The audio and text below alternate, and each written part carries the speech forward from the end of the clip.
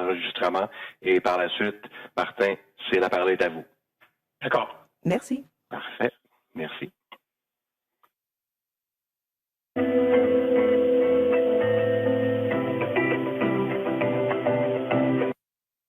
This conference is being recorded. Cette conférence est enregistrée. Good morning. Welcome to this technical briefing on the rollout of COVID-19 vaccines. Bienvenue à cette séance d'information technique sur le déploiement des vaccins contre la Welcome to COVID-19. this technical Alors, briefing. nous allons commencer We are avec going to les start allocutions d'ouverture with the openings. et le docteur Howard New. With the opening Dr. New, statements. over to you. Dr. New. Okay, thank you very much. Merci, Martin. Hello, everyone, and thank you for joining us at today's technical briefing on Canada's COVID-19 vaccine rollout. I'm here with Dr. Supriya Sharma, Chief Medical Advisor at Health Canada, Dr. Marc Berthiaume, Director of the Bureau of Medical Science at Health Canada, and Major General Danny Fortin, Vice President of Operations and Logistics at the Public Health Agency of Canada. I will provide brief remarks, then Dr. Sharma and Dr. Berthiaume will discuss the recently announced product monograph change to the AstraZeneca vaccine. Afterwards, Major General Fortin will deliver his remarks, and then we'll open the floor to questions. To assist us in answering your questions, we also have with us Joël Paquette from Public Services and Procurement Canada. To date, over 4.3 million doses of COVID-19 vaccines have been administered in Canada. This marks an important milestone, with more than 11% of eligible adult Canadians over the age of 18 having received at least one dose. This includes 60% of people over 80 years old and 19% of those aged 70 to 79 years. Also notably, in all three territories, more than 60% of adults have received at least one dose of COVID-19 vaccine. Many Canadians have been keeping track of COVID-19 case counts and encouraging updates, like the growing numbers of COVID-19 vaccines administered. Vaccination is an important part of our collective fight against COVID-19. However, in Canada and in most parts of the world, the majority of people still have not yet been fully vaccinated. This means that widespread protection against severe illness is still not established, and variants of concern still pose a significant threat.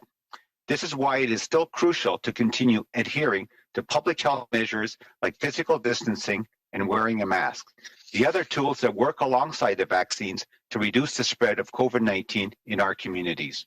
It is normal to have questions about the virus and the vaccines and to want to know how best to protect yourself, your loved ones, and those around you. All levels of government are working hard to provide people across the country with the most up-to-date information about COVID-19 and vaccines.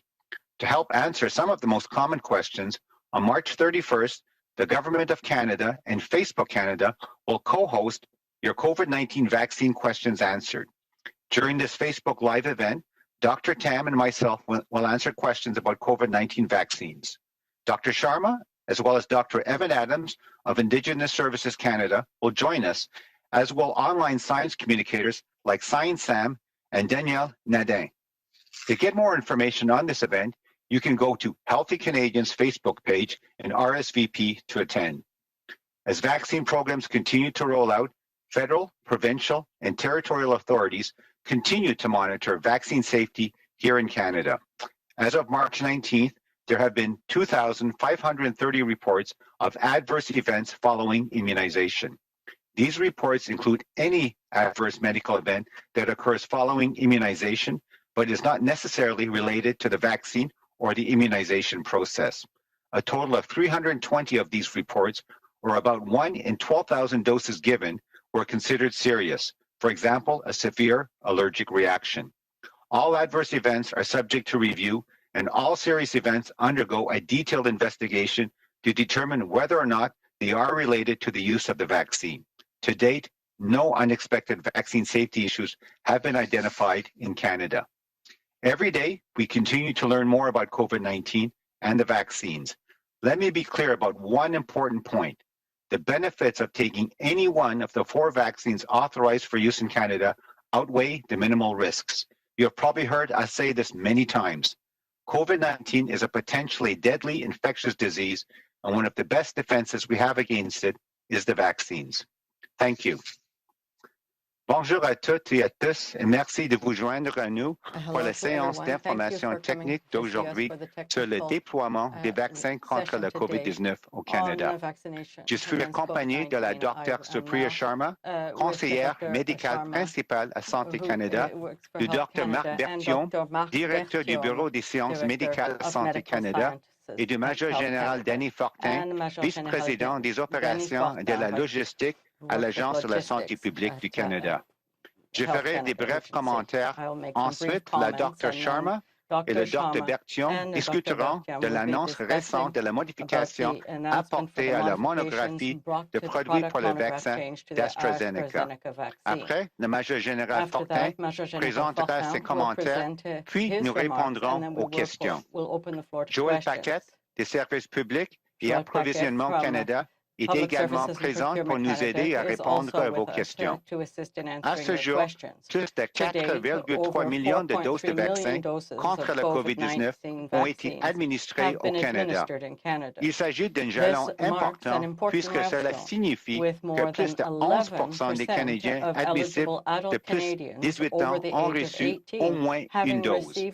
Cela comprend 60% des personnes de plus de 80 ans et 19% de celles âgés de 70 à 79 ans.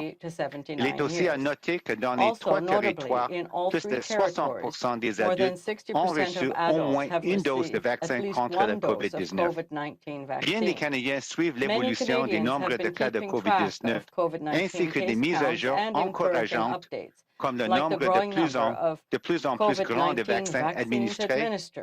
La vaccination est un élément important de notre lutte collective contre la COVID-19. Cependant, au Canada et presque partout dans le monde, la majorité des gens n'ont pas encore reçu toutes les doses de vaccin.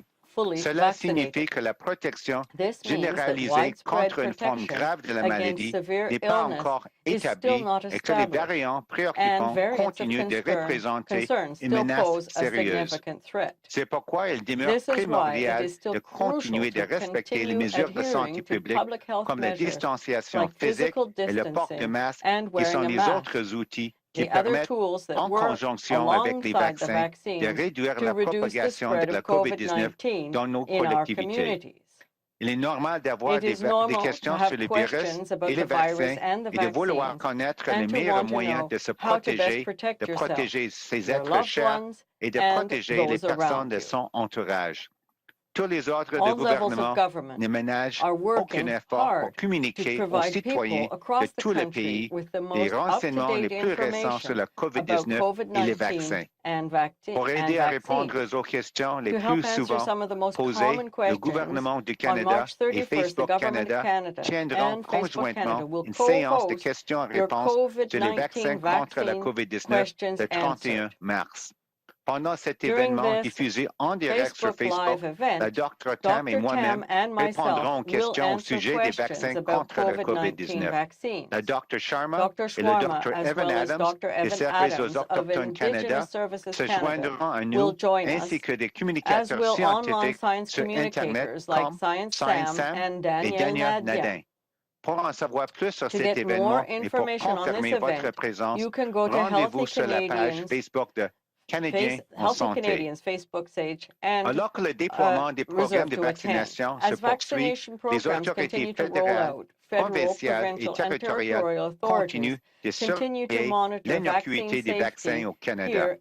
En date de 19 mars, 2530 événements indésirables associés à la vaccination avaient été signalés. Ces signalements comprennent les événements médicaux indésirables qui surviennent après la vaccination, mais qui ne sont pas forcément liés au vaccin ou au processus de vaccination. Au total, 320 de ces cas signalés, soit environ 1 sur 12 000 doses administrées, ont été jugés graves. Par exemple, une réaction allergique grave. Tous les efforts secondaires font l'objet d'un examen et, s'ils se sont graves, une enquête approfondie est effectuée pour déterminer s'ils sont attribuables ou non à l'utilisation du vaccin. À ce jour, aucun problème inattendu quant à l'innocuité des vaccins n'a été décelé au Canada. Nous apprenons tous les jours des choses nouvelles au sujet de la COVID-19 et des vaccins. Permettez-moi d'être clair sur un point très important. Les avantages de recevoir l'un des 4 vaccins autorisés au Canada l'emportent sur les risques minimes. Vous nous en avez probablement entendu dire ça et de nombreuses reprises. La COVID-19 est une maladie infectieuse potentiellement mortelle et les vaccins sont l'un de nos meilleurs moyens de défense contre elle. J'invite maintenant la Dr. Sharma et le Dr. Berthiaume à présenter leurs observations. Merci. Thank you. Thank you, Dr. New. Bonjour, good day, everyone. Thank you for joining us. Today, we're here to share information on Health Canada's labeling changes to the AstraZeneca and Covishield COVID-19 vaccines related to recent reports of rare types of blood clots with low platelet counts in Europe, as well as Health Canada's ongoing assessment of the issue. For context, I'll start by providing information on Canada's post-marketing monitoring system for vaccines. I will then share what we currently know about these reported adverse events and finish with some details on how we are continuing to assess any potential implications on vaccinations here in Canada. Health Canada approved the AstraZeneca vaccine after a thorough, independent review of the evidence, where we determined that the vaccine meets Canada's stringent safety, efficacy, and quality requirements. While many of you are now familiar with the Health Canada's role in reviewing and approving new vaccines, some may be less familiar with our monitoring role. After we approve any vaccine, we continue to monitor how it is working in the real world, including any potential safety, efficacy, or quality issues. While some side effects may be identified during clinical trials, very rare side effects may only be seen once a product is in use, since it is then being used by so many more people. This is not unusual, and it's exactly why we have robust monitoring systems in place. Vaccine monitoring involves Health Canada, working in close partnership with the Public Health Agency of Canada, the provinces and territories, and other international regulators and manufacturers to immediately share information on any emerging issues. In addition to the public health monitoring of vaccines, manufacturers are required to report any potential safety issues to Health Canada, including all serious Canadian adverse reactions and all serious unexpected international adverse reactions. Having this collaborative monitoring system is especially important in the context of COVID-19, where vaccines have been approved around the world in similar timeframes, with millions of doses being administered over relatively short periods of time. With this system, if anyone in the world identifies a potential safety issue, then we immediately share that information through our established international regulatory networks and collaborate to share expertise and to complete scientific assessments. Since Canada's population is relatively small compared to other countries, these networks can help us detect potentially new safety issues early on, since many are likely to be detected elsewhere before we see them here. We have been discussing the rare reports of blood clots and low platelet counts with the European Medicines Agencies and other regulators since the issue was first identified. We also attended the EMA's Drug Safety Committee meetings last week, where the assessments of these rare events were discussed in detail, and the EMA concluded that the benefits of the vaccine still outweigh any potential risks. Ultimately, though, while we share information internationally, each regulator will make the best decisions for its citizens, and Health Canada will make decisions for Canada based on the science and evidence. While there have been some reports of blood clots with low platelet counts, we know that so far these serious events are very rare. In Canada, the provinces have administered over 300,000 doses of the Covishield version of the AstraZeneca vaccine, and we have not received any domestic reports of these rare events. But while these events are clearly rare, the unusual nature of these blood clots, which are associated with low platelets, do warrant further investigation.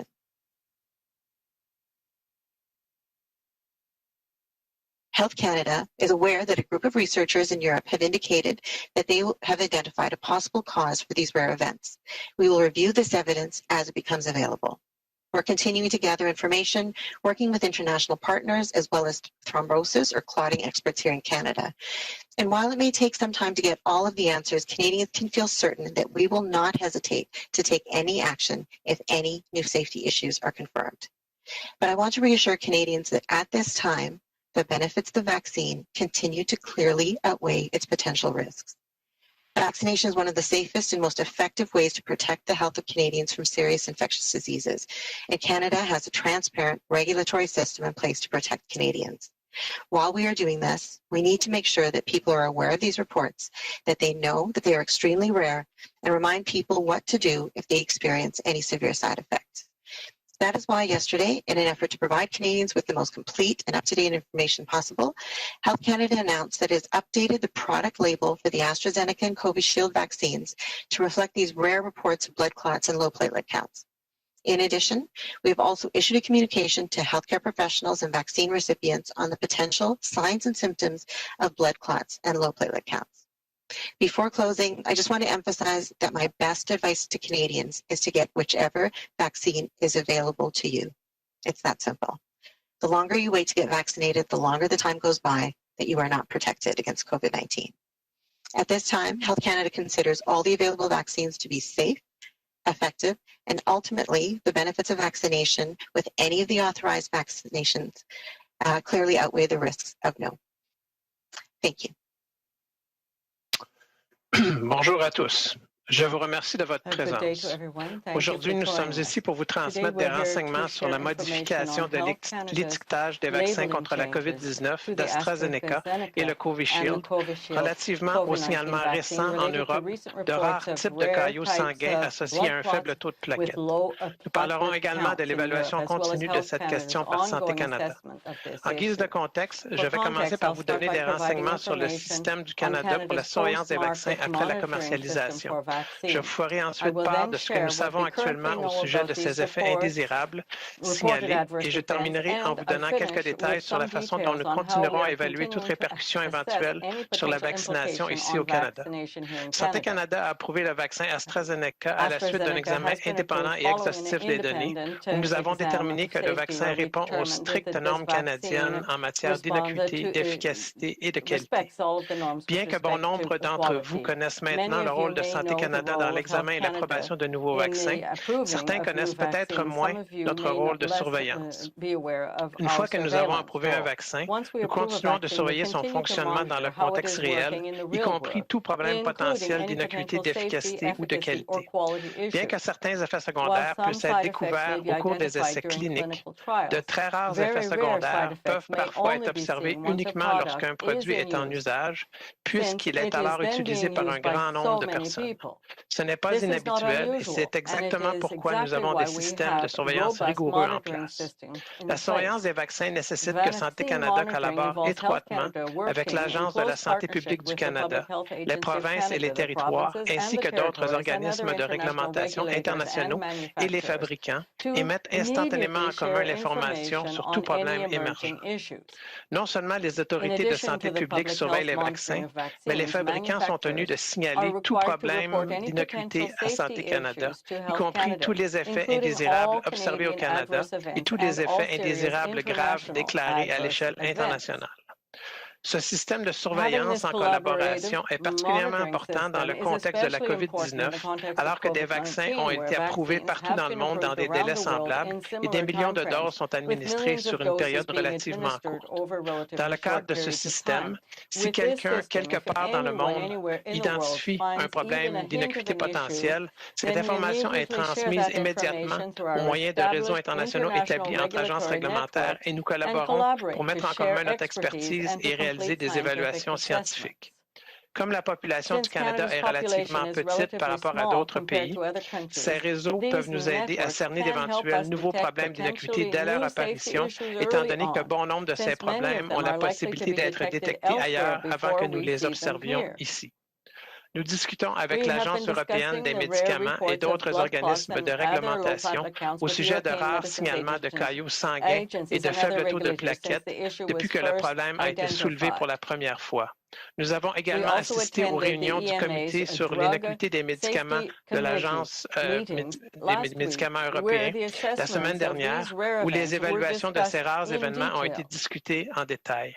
L'Agence a conclu que les bienfaits procurés par le vaccin l'emportent sur les risques potentiels. Ultimement, même si nous échangeons de l'information à l'échelle internationale, chaque organisme de réglementation prendra la meilleure décision pour ses citoyens et Santé Canada décidera pour le Canada en se fondant sur la science et les données probantes. Malgré le signalement de certains caillots de sang associés à un faible taux de plaquettes, nous savons que jusqu'à maintenant, ces cas graves sont très rares. Au Canada, les provinces ont administré plus de 300 000 doses de la version Covishield du vaccin d'AstraZeneca et nous n'avons reçu aucun signalement de ces effets indésirables au pays. Toutefois, bien qu'ils soient manifestement rares, ces caillots sanguins associés à une faible numération plaquettaire doivent en effet faire l'objet d'une évaluation approfondie en raison de leur nature inhabituelle. Santé Canada sait qu'un nombre de chercheurs européens ont identifié une cause possible de ces événements rares. Nous examinerons ces données probantes lorsqu'elles seront publiées.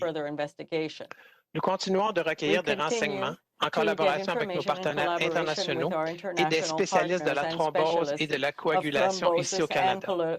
Il faudra peut-être un certain temps avant d'obtenir toutes les réponses. Toutefois, les Canadiens peuvent avoir l'assurance que nous n'hésiterons pas à prendre toutes les mesures nécessaires si de nouveaux problèmes d'innocuité sont confirmés. Je tiens cependant à rassurer les Canadiens en leur disant qu'à l'heure actuelle, les avantages du vaccin continuent de l'emporter clairement sur ces risques éventuels.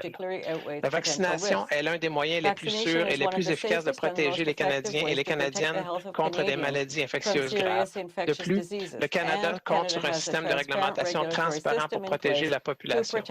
Parallèlement, nous devons nous assurer que la population est mise au courant de ces événements et de leur extrême rareté et rappeler aux Canadiens et aux Canadiennes ce qu'ils doivent faire en cas d'effets secondaires graves. C'est pourquoi, hier, dans le but de présenter à la population les renseignements les plus complets possibles, Santé Canada a annoncé que l'étiquetage du produit pour les vaccins d'AstraZeneca et de Covishield avait été mis à jour pour refléter ces rares cas déclarés de caillots sanguins et de faibles taux de plaquettes. De plus, nous avons également diffusé une communication à l'intention des professionnels de la santé et des personnes vaccinées au sujet des signes et des symptômes possibles de caillots sanguins et de faibles taux de plaquettes. Avant de terminer, je rappelle que le meilleur conseil que je puisse donner aux Canadiens et aux Canadiennes est de recevoir le vaccin auquel ils ont accès, peu importe lequel. C'est aussi simple que cela.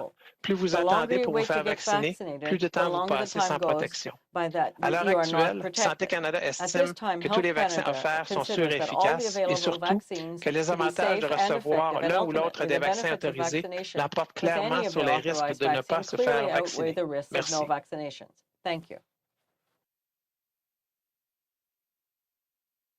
Merci, Dr. Berthiaume. Thank you, Dr. Bonjour, Berthiaume. good morning. Hello. To date, we have distributed nearly 6 million vaccine doses to provinces and territories. With nearly 2 million doses to be distributed next week, we're clearly on track to have 8 million doses distributed, reaching our objective for this quarter. I'm happy to say that Pfizer-BioNTech this week, we have delivered nearly 1.2 million doses of the vaccine, the largest shipment of vaccines to date. Next week, we also expect our shipment to be at 1.2 million. Moving into April, we'll see shipments of approximately 1 million doses every week through to end May. These numbers have been confirmed by the manufacturer and are expected to continue for all of the second quarter. Looking ahead, between April and June, we expect to receive over 12 million doses of Pfizer-BioNTech alone. For Moderna, this week's delivery of 846,000 doses has been divided into 2 shipments. The first one is currently being delivered to provinces and territories. The second one is expected to arrive Saturday for distribution into next week. Going into April, Moderna will continue to ship every 2 weeks. For the week of April 5th, our first shipment is estimated at 855,000 doses. Our second shipment for the week of April 19 is estimated at 1.2 million doses with the exact delivery dates in those weeks to be confirmed. For AstraZeneca, Public Service and Procurement Canada has recently negotiated the delivery of 1.5 million doses from the US, expected to arrive in Canada in the next week. When we'll have a confirmed delivery date to Canada, this quantity will be added to the quarterly distribution goal of vaccine doses. In addition, we expect to receive over 1 million doses in April and 500,000 doses in May from the Serum Institute of India. We are working with the manufacturer to confirm the exact dates and delivery schedules. For Johnson & Johnson, discussions are ongoing for the deliveries in Canada of over 10 million doses of the Janssen vaccine. Those doses are expected by September. And we'll share information on details and quantities and delivery dates, the delivery schedule as it becomes available. As we near the end of March, our distribution tempo has definitely increased and has allowed the provinces and territories to grow their vaccination campaigns. The steady increase of vaccine numbers and options available does not mean the end of our planning and cooperation with all stakeholders, all partners. This work continues as we need to start the second quarter of this year, and we remain dedicated to delivering vaccines across the country. Alors bonjour à toutes et à tous. D'ici la fin de la semaine, nous aurons distribué près de 6 millions de doses de vaccins aux provinces et aux territoires. Avec près de 1,2 million de doses de vaccins distribuées la semaine prochaine, nous sommes sur bonne voie pour avoir 8 millions de doses de vaccins à atteindre, distribuées afin d'atteindre notre cible trimestrielle. Je suis heureux d'annoncer que cette semaine, nous avons distribué près de 1,2 million de doses de Pfizer, la plus grande quantité de vaccins reçus à ce jour. La semaine prochaine, nous nous attendons à recevoir encore 1,2 million de doses. En avril, nous recevrons des envois d'environ 1 million de doses chaque semaine, et ce jusqu'à la fin mai. Ces chiffres ont été confirmés par le fabricant et devraient se maintenir tout au long du deuxième trimestre. Maintenant, entre avril et juin, nous nous attendons à recevoir plus de 12 millions de doses uniquement du vaccin de Pfizer-BioNTech. Pour ce qui est du vaccin de Moderna, nous recevons cette semaine 846 000 doses de vaccins en 2 envois. La livraison aux provinces et aux territoires des doses du premier envoi est présentement en cours. Les doses du deuxième envoi, attendues samedi, seront distribuées la semaine prochaine. En avril, Moderna poursuivra ses envois une semaine sur 2. Pour notre premier envoi dans la semaine du 5 avril, la quantité de doses estimée de 855 000. Pour notre deuxième envoi, au cours de la semaine du 19 avril, les dates exactes sont à être confirmées, mais la quantité de doses estimée est de 1,2 million. Concernant le vaccin d'AstraZeneca, Service public et approvisionnement Canada a déjà négocié l'envoi à partir des États-Unis de 1,5 million de doses qui devraient arriver au Canada dans la prochaine semaine. Lorsque nous aurons une date de livraison confirmée vers le Canada, cette quantité sera ajoutée à l'objectif trimestriel de distribution des doses de vaccins. De plus, nous attendons à recevoir plus de 1 million de doses en avril et 500 000 en mai en provenance de Serum Institute de l'Inde. Nous travaillons avec le fabricant pour confirmer les dates exactes des envois et le calendrier de livraison. Du côté de Johnson & Johnson, les discussions se poursuivent pour l'envoi au Canada de 10 millions de doses de vaccin Janssen. Ces doses sont attendues d'ici septembre. Nous communiquerons l'information quand les quantités de doses et le calendrier de livraison auront été fixés. Alors, la fin de mars approche. Notre rythme de distribution a augmenté, ce qui a permis aux provinces et territoires d'étendre leur campagne de vaccination. L'augmentation constante des quantités de doses et des choix à faire ne signifie pas que nous mettons fin à nos travaux de planification étroite avec les partenaires, bien au contraire. Ces travaux se poursuivent à l'approche du début du deuxième trimestre et nous demeurons donc résolus à assurer la livraison de vaccins partout au pays. Merci, nous sommes maintenant disposés à prendre vos questions. Merci beaucoup. So we'll now open the lines for questions. As usual, you can ask one question and one follow-up. Vous pouvez poser votre question. You can ask one question and one follow-up. Question in the language of your choice. Merci, thank you. S'il vous plaît, appuyez sur étoile 1 maintenant pour poser une question. Press on star one to ask a question. At this time, if you have a question. La première question est de Lina Dib de la presse canadienne. La parole est à vous. Lina Dib from the Canadian Press. Thank you very much. Dr. Berthiaume, you have said that there have been no adverse effects after AstraZeneca vaccination here in Canada. I was wondering about what occurred in Montérégie. It was reported last week. You don't think there was any link with the vaccination? Merci pour la question. Donc, on a quand même expliqué qu'il y a des effets thromboemboliques qui peuvent survenir de façon spontanée dans la population. Les données actuelles démontrent que les événements thromboemboliques surviennent à un taux plus bas qu'anticipé dans la population qui est exposée au vaccin d'AstraZeneca. Il peut quand même avoir des cas d'événements thromboemboliques. Les cas qui sont survenus au Canada, il y a eu 3 cas d'événements thromboemboliques qui ont été rapportés avec le vaccin d'AstraZeneca. Il n'y a aucun cas qui est apparenté au cas d'effets indésirables rares qu'on mentionne, c'est-à-dire des effets thromboemboliques associés à une diminution des plaquettes. Donc, le cas auquel vous faites référence n'est pas un cas qui s'apparente au cas extrêmement rare mentionné dans les effets indésirables pour lesquels on a mis à jour l'étiquetage du produit. Donc, c'est un cas qui est survenu, un peu comme dans le fond des cas de thrombophlébite profonde des membres, des cas d'embolie pulmonaire, des cas d'accidents cérébrovasculaires surviennent à la population en général et donc peuvent survenir chez des gens qui ont eu le vaccin, mais il n'y a pas de lien qui a été établi entre les cas actuellement observés au Canada puis le vaccin d'AstraZeneca. Parfait, merci. Et peut-être pour vous, M. Fortin, hier, il y a eu des inquiétudes qui ont été soulevées par rapport à la livraison de vaccins à partir de l'Europe, à partir de l'Inde. Pour le moment, vous, il n'y a rien qui change dans vos prévisions de distribution et de réception de doses? Merci. Non, pour l'instant, nous suivons de près les développements qui sont en cours en Europe. On n'a aucune indication de problème quelconque avec le système d'exportation de l'Union européenne. Nos doses passent à travers ce système d'approbation et pour l'instant, aucune indication qu'on aura des problèmes avec nos doses. Mais les discussions continuent à cet effet. Merci. Prochaine question. Next question. Merci, thank you. The next question is from David Turgeon of CBC News. Your line is open. Please go ahead.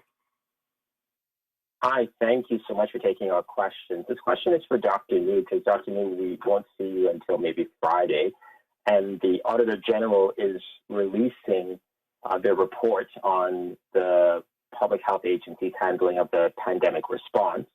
So I'm wondering if you've seen the report, if you've been briefed, and if you think the Auditor General's conclusions or findings, her criticism, is fair. Well, thank you very much for the question. Yes, we have received the report from the Auditor General, and we're certainly in the process of examining the points made in the report. Certainly, we look forward to looking at how we could address some of the points made in the report, and we'll probably have more to say as time goes on with respect to what we've done. The point I would make, though, from what I've seen of the report, is that it was examining a certain time frame. Certainly, I think it's the first half of last year, 2020, and certainly lots has happened even since then in terms of measures and steps that the agency has taken to address, I think, maybe some of the issues, concerns raised in the report, which in a sense subsequently have already been addressed because of obviously the time frame in which the report was looking at. But certainly, I think in general, I would say that the points raised, that of course, in terms of how we deal with the pandemic, there's always things that we can learn from as we look forward, things we could do in the future differently or better. And I think we're always looking at, as you say, from a self-improvement perspective, what could be done. But I would say that certainly this pandemic, is unprecedented. We haven't had a pandemic like this ever, I would say, at least over 100 years. And I think there are lots of things that around the world, I think we're all learning from each other. And there's lots of things that I think we'll look forward to in terms of improving our systems as we move forward. So thank you for that. Okay, and thank you for the response. And so I just have to kind of follow up and ask you, what are some of the things that have already been implemented and what still needs to change, you think? Well, I don't want to get into all of the details. I think there's lots of things. I think, for example, I would say that one of the things that was focused on in the OAG report was what we did at the borders in terms of the measures that put in place. As you can see, even recently, within the last several weeks and months, We've put other measures into place at the border with respect to requiring a pre-departure test for travelers coming to Canada, requiring a test once they arrive in Canada, the quarantine period to be followed, with an additional test several days after their arrival, staying in a government-approved accommodation. So there's a whole range of let's say measures, even focusing on quote the border, that have been put in place. I think subsequent to the time frame in which the Auditor General was looking at. So I'll just point that as one example of the types of things that have been looked at and addressed even subsequent to the Auditor General's report. Thank you. Merci. Prochaine question. Merci, thank you. The next question is from Ryan Tumulty of the National Post. Please go ahead. Yeah, I'm wondering if you can give us any update on your conversations with Johnson & Johnson. Their vaccine has been approved for a few weeks now in Canada. I'm just wondering if you're getting any closer to a delivery schedule for that vaccine, if you're getting any sense of what the holdup is in providing you with one.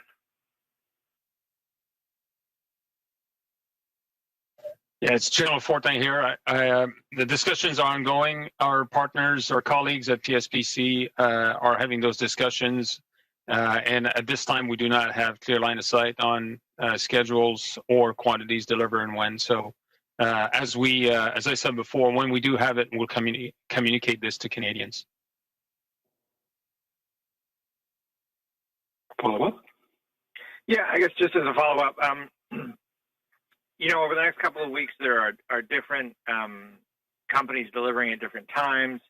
I think it's fair to say that the vaccines week to week will go, they won't disappear. Obviously, you always have that million Pfizer, but they'll go up and down quite considerably.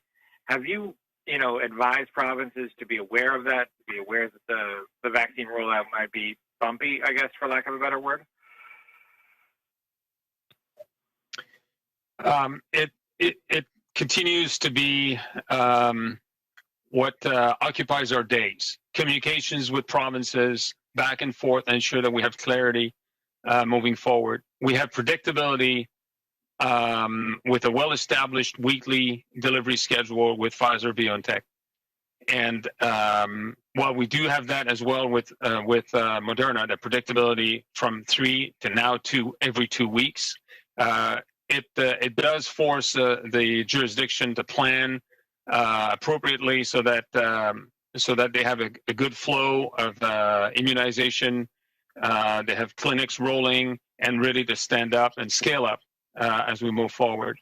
I think everybody wants to do their best. As soon as they get vaccines in provinces, I know for a fact that they want to turn that into immunization to Canadians as rapidly and as safely as possible. And so we lean forward into planning and making appointments, and then a delay of 1 day becomes a bit of a friction point at all levels. So we continue to have those discussions to ensure we provide them as much visibility as possible, closely track with along the logistics supply chain, that any bumps on the road are cleared.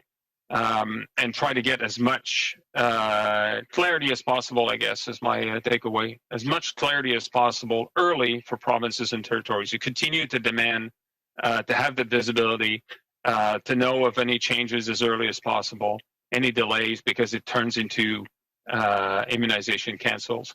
I know of a number of anecdotes across the country where we had to shift in a specific jurisdiction, shift doses from one location to another, because the delivery in that week is going to take place the following day in that particular location, and then revert doses to the previous point the next day, just because the intent was to not end up canceling appointments and vaccinate as effectively as possible. So everybody's paying attention to this. We try to provide as much clarity as possible to provinces and territories to ensure that there are no unnecessary friction points. Merci, thank you. Next question. Merci, thank you. The next question is from Chris Reynolds of the Canadian Press. Please go ahead. Hi, this is a question for Dr. Sharma about your take on the scientific debate over whether delaying doses second doses for seniors specifically is wise. I know there's concern that seniors' immune responses might not hold up for 4 months after just one dose. I was hoping you could weigh in on that. Sure. Well, from the Health Canada perspective, the labels for the vaccines are the ones that we put forward because that's the data that we've seen. That's the data that we base our authorizations on. So at this point in time for Pfizer and Moderna, we are still approved a 21 or 28-day interval, and for AstraZeneca, it can be from 4 weeks to 12 weeks. I think the recommendations and the discussions that you're referring to really are around the NACI recommendations, around delaying the second dose for up to 16 weeks. And I know that those conversations are ongoing. So NACI, as an external advisory body to the provinces and territories and for the Public Health Agency of Canada, continues to look at information. And there have been some studies to show that there may be a bit more of a drop-off on immunity and protection after a certain point in time in certain groups. So such as people that are elderly or people that have a compromised immune system. So for example, patients that have had cancer treatments. And so NACI is in the process of looking at that data. I mean, I think it's really important that everyone knows that, we have systems to provide recommendations that are flexible. And as new science becomes available, that will be taken into consideration. So I think it does make sense that we potentially have a more nuanced recommendation around that delayed second dose, but those conversations are ongoing. But just to confirm again, the Health Canada position is still what's in the product monograph. So those are the approved intervals. Yes, so as Dr. Newman can add to that, as Dr. Sharma alluded to, referring to the NACI recommendations. NACI is an independent committee of experts that works and reports to the Public Health Agency of Canada, and obviously the advice and recommendations that they give are carefully considered by provincial and territorial authorities. Obviously, looking at the data and the most recent recommendation from NACI, the provinces and territories, looking at the data and so on, have decided by consensus, also obviously for their own jurisdiction, that extending the dose interval makes sense from a population perspective in terms of protecting as rapidly as possible a greater number of Canadians. And so that's the approach they've taken. However, as we all know, the science and the evidence continues to evolve, and NACI is in the process right now of actively looking at new evidence to look at certain subpopulations, as you mentioned, maybe seniors at risk and others with other immunocompromised conditions. And so NACI, we anticipate, will be coming forward with new recommendations maybe in that regard. And certainly I think the provinces and territories and ourselves at the Public Health Agency of Canada are looking forward to receiving those recommendations and the results of the deliberations by NACI. Thank you. Thanks very much for that. Dr. New, maybe I could ask you also to follow up on my colleague's question at the start of the question round about that incident in Montérégie and whether we should be concerned about that, or whoever else feels suited to answer that question. Thank you. Okay, well, maybe try to paraphrase what my colleague Dr. Berthiaume said, is that certainly the events that we were looking closely at as a whole, obviously our colleagues at Health Canada with respect to the rare thromboembolic events in Europe, we take it seriously. They were obviously looking at the evidence, seeing if there is a potential link. I think at this point it's not definitive, and it's certainly something that we're monitoring closely. Having said that, as I mentioned in my opening remarks, we have a very robust, what we call a post-marketing surveillance system here in Canada. And there's two parts. There's the part in which the manufacturers are required to report to Health Canada in terms of any adverse events they pick up through their systems. And certainly from our perspective at the Public Health Agency of Canada, we also have a reporting system for adverse events following immunization. And that's the key point, following immunization that we have with the provinces and territories. And so what I would also say, as Dr. Berthiaume also articulated, is that there is to be expected a certain what we call background rate or incidence of thromboembolic events in the population over time, regardless of vaccination. But by vaccinating so many Canadians now, there is to be expected a small number or a certain number of events that might follow temporarily following immunization, but then obviously not necessarily associated with the actual vaccination or the vaccine itself. And so for the few events that have been reported, we certainly take them seriously. Those have been investigated, and at this point, there's been no signals reported to us, and all of the events have been shown to be due to other causes and reasons and not associated with the vaccine. And perhaps to add to that, so when we're looking at clots, we're looking at sort of two broad categories. One is sort of the more common clots that we see. So those are things like what we call deep venous thrombosis, so clots in the legs or in the limbs, a pulmonary embolism, which is a clot that potentially goes to your lungs, or some strokes as well are caused by clots. When we're talking about the cases in Europe of this very rare type of clot and low platelet counts, there are two different kinds. So there's one that involves some of the vessels around the brain, and there's another one that's more of a widespread clotting event. So just to be clear, for those very rare ones with low platelet counts, we have not seen any of those cases in Canada. We have seen some reports of clots, of the more common types of clots reported in Canada, but out of all of the doses for AstraZeneca that we've seen being administered, we've had 3 reports of those more common kinds of clots. And so far, those 3 reports have not yet been even linked to directly to the vaccination to be caused by that. So just to say that we're continuing to monitor those common types of clots that we know occur in the population, not only in Canada but internationally. We have not seen any increased rates in people that are getting vaccinated compared to people who are not. And in fact, in most of the areas, there's a lower incidence of those types of clots in people that are getting the vaccines and all the types of vaccines. But for these very rare events, that's the ones that we're continuing to follow. But even for those rare events, we've not seen those in Canada at all, any of those reports. Thank you. Thank you. Next question. De nouveau, n'hésitez pas à appuyer sur étoile 1 pour toute question. Once again, please press star 1 if you have any questions. The next question is from Kelly Grant of the Globe and Mail. Please go ahead. Your line is open. Hi, thanks for taking my question. This is for Major General 410. We reported today that there may be some concern, this is from a senior source, saying that there may be delays in delivery of the Covishield. You're saying today that you're still expecting 1 million doses from them in April. Can you just clarify, do you know yet more about what might be happening with that vaccine?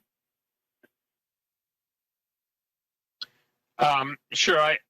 What I would tell you is that there's no indication that our next shipments will be impacted in any way, but those discussions continue, and perhaps my colleague from PSPC could shine a light on that. But GAC colleagues, PSPC colleagues are in conversation with or following any development. And as I said, no indication of any issues affecting us at this time.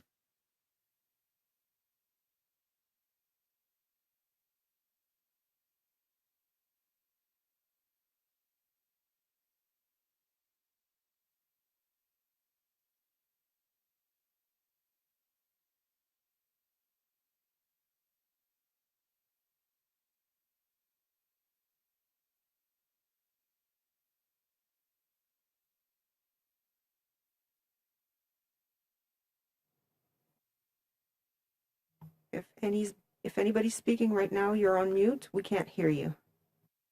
I think my colleague, Mrs. Paquette, is trying to get through, but it's not working at this time. But what I said stands. We continue. Those discussions are ongoing, but we have no indication again that there are any impacts to shipments to Canada. But we'll follow very closely, and once we have more detail as to exact size of shipments and dates, we'll share that with Canadians. Okay, thanks very much.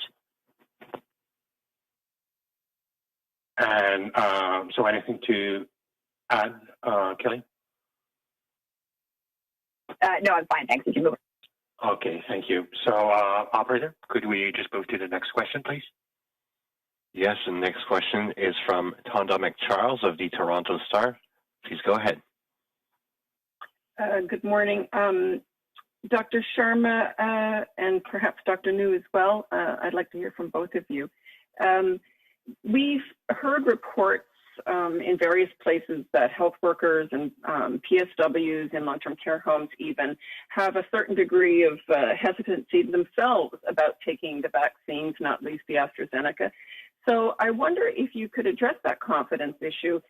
My question to you is, as health workers yourselves, would you take the AstraZeneca vaccine, and would you take it publicly to boost confidence among your own peers? Should I start? Maybe I'll start maybe on the issue of I would call it turn it around in a positive sense of vaccine confidence. You know, that's been an issue that obviously even predates COVID-19, and so I think there are multiple aspects in terms of how we would, from a public health perspective, improve vaccine confidence. First of all, I think there's obviously the confidence and credibility in terms of our regulatory system in Canada. So that speaks to Dr. Sharma, Dr. Bertium, and their colleagues at Health Canada, that they do their due diligence, obviously, in terms of the approval of the vaccines, and then afterwards, and their role in terms of post-marketing surveillance. As well as I mentioned earlier, we have a very good post-marketing surveillance system in Canada, both on the public health side as well as with the manufacturers. So I think Canadians can be confident that from that perspective, it's all in hand. The second part, of course, is that we need to have credible information go out to all Canadians, and certainly things such as this, press conferences, using various platforms. We recognize that in sort of today's world, it's not just TV at press conferences, but we need to use multiple platforms, social media, etc. We talked about the Facebook Live event to get credible information out to Canadians. I think a third part in terms of boosting vaccine confidence is to actually empower the healthcare professionals, as you mentioned. Many of them are obviously the trusted individuals to whom Canadians turn to for credible information. And so by having sessions like webinars and educational opportunities for them to be informed and up to date and empowered and feel comfortable and confident to have those conversations with our patients, that also I think would boost vaccine confidence. Another part you mentioned, I think, in terms of looking at community leaders, we recognize there are certain vulnerable populations, certain communities, for example, Indigenous communities, where maybe they say vaccine confidence is not that strong. Although I think certainly we've seen great efforts and I think good success stories with respect to those Indigenous communities. And I think in large part due to the leadership, having community leaders set the example, go out and like I say, get to maybe vaccinate publicly and post a video on sort of Facebook and so on, I think is also very helpful. And I think the last part in terms of vaccine confidence, I would also turn to Canadians in general. To be quite honest, I think everyone has a role to play in terms of being what I would say internet savvy in terms of social media, looking at the sources of information you might find on a website or a video clip, and not sort of being sort of drawn in by clickbait and sort of making let's say a video that has obviously misinformation or disinformation and making it viral by passing it on, sharing it with friends. So I think all of us have a role to play in terms of that.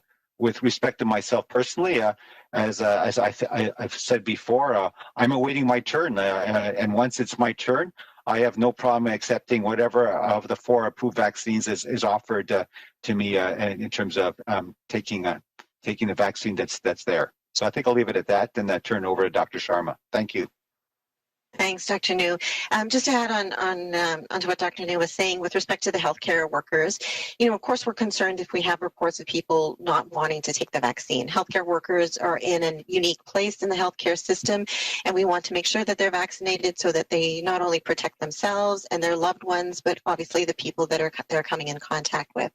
And the one thing that I'll just say about reports is that, it's not the same across the country. It's not even the same from person to person. So there are areas with respect to healthcare workers where there's upwards of 90% acceptance of vaccines and vaccination rates.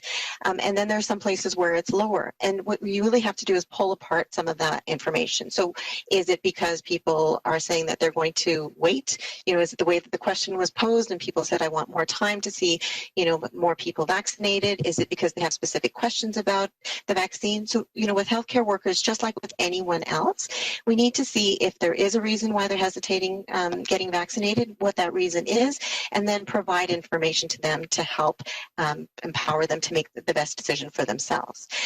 What I would say with respect to my personal position on vaccination, absolutely, it's exactly the same as Dr. New. I am waiting eagerly, anticipating and waiting my turn to get vaccinated as well. And when that time comes, I will be rolling up my sleeve to take any of the authorized vaccines. Just to say that I have a very large extended family, some of whom have now been vaccinated. I now have family members that have been vaccinated with Pfizer, with Moderna, and as recently as yesterday with AstraZeneca. And, you know, with all the news coming out on AstraZeneca, I think it's understandable. It's completely understandable that people have questions. But the same things that we say to you is the same things that I've said to my family members when they're making their decisions. And as I said, I've had obviously a family member as recently as yesterday who felt comfortable getting the AstraZeneca vaccine. He's doing very well, just to let you know, no major side effects, and was very happy to be vaccinated. So I think this is a process. As we get more information, we want to make sure that we're sharing that with people. You know, we want to make sure that people that are lining up to get vaccinated or making those decisions have as much confidence in the process as we do, having seen it from the inside. And I think that's really important, whether it's putting out information online about the authorizations, whether it's having these types of availability at conferences, but more importantly, as Dr. New has said, to also provide local people in the community, healthcare professionals, community members with that information, because we know that people do feel have confidence in the opinions of those that they know and they know personally and they trust. So I think it's multiple tranches that we're pursuing, but we want to make sure that people do get their vaccines, get them as soon as possible, and the sooner we can get vaccinated, the sooner that we can get back to a closer to normal existence. Thanks. Thank you for that responsive answer to my question, Dr. Sharma. I would like you also then, with a view to helping people understand some of the science involved in their own questions about the AstraZeneca vaccine, given the clots. Could you explain, you referenced, it was referenced in French and briefly in English, but not explained. The 3 cases in Canada of adverse events, the clotting particularly, I'm not quite sure I understand why you've determined that that's simply not attributable to the vaccine. What have you established that, you know, as evidence to support that conclusion that those 3 cases were not? Thanks. So what we do, and you know, with respect to those 3 cases, what we do for those is what we do with any reports of adverse reactions, whether it's to a medication or a vaccine. So we get as much information as possible about the individual, about the circumstances of whatever it is that they've experienced in terms of an adverse event, and then we do something called a causality assessment. And it's looking at the evidence, looking at the adverse event, and seeing how likely it is that they would be connected. And so, you know, the challenge in all of this work is that adverse events do not show up, you know, in a box with a bow and say, here I am, and the only thing that could cause me is this vaccine or this medication, and there's nothing else that could cause it. They don't show up like that. So it's really a process. We have clinicians, we have physicians, we have scientists that look at the individual case reports and go through and make an assessment as to whether or not that adverse event is likely to have been caused by the vaccine. So for the 3 reports that we have so far that involved clots, we have 2 cases where the individual experienced a stroke and 1 where somebody experienced a pulmonary embolism. Now, so far, we've looked at the 1 case of stroke, have done a detailed look at that, and it has been determined that it is likely due to other causes other than the vaccine. For the other 2, we're still in the process of doing that assessment. So at this point in time, we wouldn't be able to make a determination to see if it was due to the vaccine. The broader piece is that once we look at those individual cases, we have to sort of step back and say, okay, those are the individuals, but overall in the population, what are we seeing? If we take the clinical trials, if we take the population of people that have been vaccinated, you know, overall, do we see more clotting events, irrespective of whether or not they seem to be related to the vaccine? Are we seeing more in that group than we are in people that did not get the vaccine? And when we look at that overall, we actually see the same or more clotting events in people that do not get the vaccine. So overall, it tells us that there does not seem to be an increased risk of clots with vaccination. Thank you. We have time for one last question and follow-up. Opérateur, à vous la parole. Merci beaucoup. The last question is from Annie Bergeron-Oliver of CTV National News. Your line is open. Please go ahead. Hi there. I think the question would be for Mr. Fortin or MGen Fortin. I'm wondering if you can tell me if we have any type of delivery schedule or any clarity around the AstraZeneca shipments that are supposed to be coming from the United States.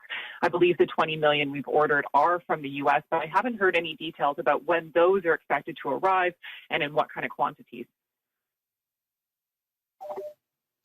Yeah, thank you for your question. As I said earlier, we're in the process of receiving 1.5 million doses of AstraZeneca from a U.S. facility. Those discussions are still ongoing, but we're preparing to receive in Canada in the coming days 1.5 million, and then we'll distribute to provinces and territories as we did recently with the COVID vaccine.